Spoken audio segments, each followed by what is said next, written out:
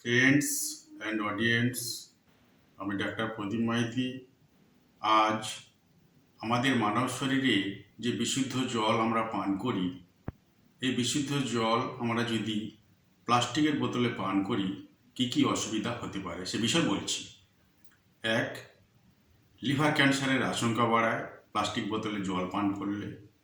দুই, মানুষের ইমিউনিটি কমতে পারে। তিন, ব্রেস্ট ক্যান্সারের ঝুঁকি বাড়ায়। চার, পুরুষের বন্ধ্যাত্ব আসতে পারে। পাঁচ, ব্রেন টিউমার হওয়ার আশঙ্কা বেড়ে যায়।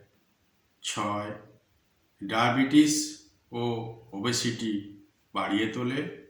তাই আপনারা চেষ্টা করবেন তামা অথবা স্টিলের পাত্রে জল পান করতে। আপনারা সবাই সুস্থ থাকবেন, ভালো থাকবেন। নমস্কার।